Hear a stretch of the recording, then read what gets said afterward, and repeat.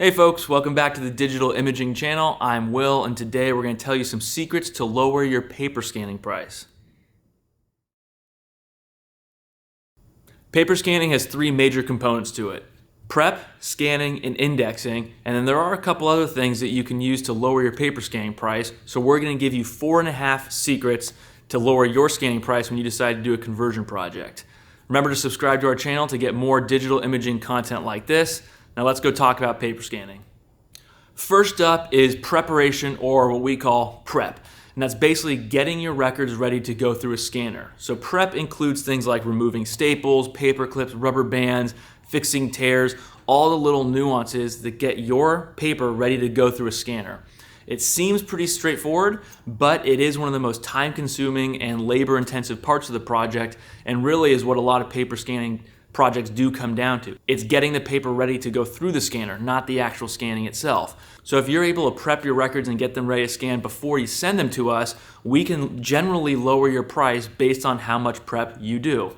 We will say there's always a little bit of prep from whichever scanning company you work with, because we have to make sure that even if you said you prepped it, that it is ready to go through our scanner. So we're always going to run through your paper records to make sure they're prepped the way we need them prepped. But if you can reduce the amount of preparation that we have to do, that can be a big cost saver for you.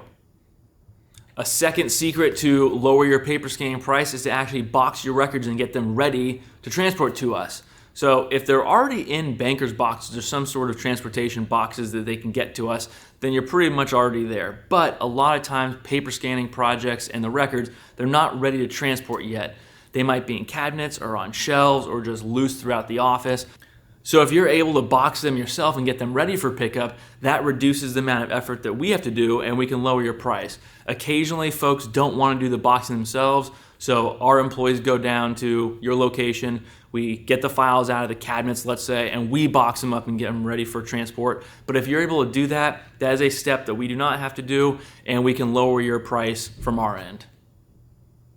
The third way to lower your paper scanning price is to take care of the transportation. The two main methods of getting records from you to us is either A, you ship them to us, or B, we go and pick them up. So if you're willing to ship them to us and take care of all the transportation and logistics, then we don't have to go pick them up and charge you for that, which can often be very expensive. You can imagine us sending our employees, our vehicles, doing the labor to go get the records, and then driving back to our facility. That's gonna be a lot more expensive than you palletizing them, let's say, putting them on a pallet, getting them ready to ship, and having them sent to us.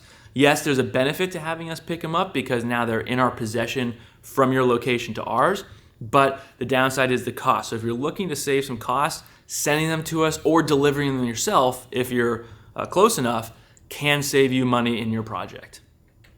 The fourth way that you can lower your paper scanning price during a conversion project is to simplify your indexing. So indexing is basically naming your digital files once they've been scanned so you can find them later on and use them for whatever purpose you need them for. And something we see a lot is folks want to get very fancy and get very detailed in their indexing right out the gate, which is possible, but it can also be very expensive, and it may not be the best way to name your files right away. What we like to recommend is what we call the building block approach, and basically replicate your current indexing structure as it exists in physical form so it's familiar in your digital form, and at least start there. So let's say you have a box of files and you have folders of patients, and you have 100 patients in a box, you have 100 folders.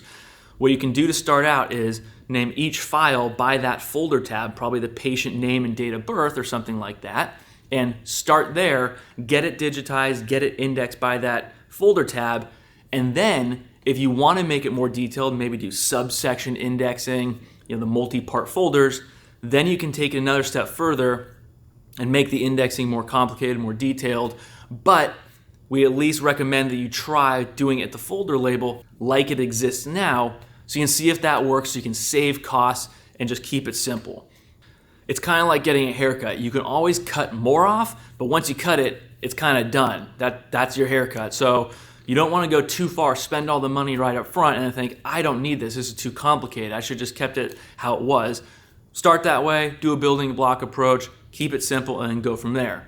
We also have an application that we call OLIS, which stands for Online Indexing System, where another way to reduce your costs is actually you do the indexing. So instead of giving us your boxes and your files and us figuring out, okay, we need to find the tabs, the names, the dates of birth, the social security numbers, whatever they are, what you would do is actually use this application, and you'd go in, you'd type the indexing information that you want, and then you print out a barcode sheet and put it in front of that document that will be indexed. So then we don't even do any indexing. Our scanners scan that barcode sheet, and that pulls the indexing information. So we remove all indexing from our side, which A, reduces your cost, the price that we're gonna charge you for it, and also it reduces any mistakes that we may make while we're reading the information or trying to key some information.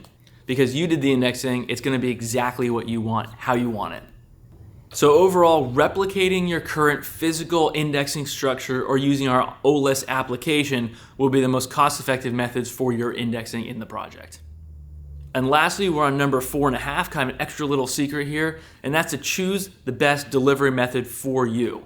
So when you get a digital project delivered, there are two main methods of receiving it. One is on a hard drive or a USB, so you get a hard copy of the records, you plug it in, you have all your digital files. And the second method is soft copy, so through a platform like an FTP, file transfer protocol method, where you're getting electronic delivery. So depending on the size of your project and what you're looking for, one of those may be better than the other. If you have a very large or expensive project, it may be best to go through the FTP or electronic delivery method because, at least at the moment, it is not taxable when you go soft copy. If I deliver a hard copy, it may be taxable to you. However, if you get an electronic soft copy version or transfer, it may take a while to download and transfer those files based on the size of the files, how many records you have, and your bandwidth to download those. So depending on your situation, make sure you choose the best method that either A, saves you money, or B, saves you time and effort and labor on your side to get those files. And that's it, 4.5 ways to keep your paper scanning project price down. Just remember, keep these secrets to yourself. Subscribe to our channel so you get more content like this, and we'll see you next time.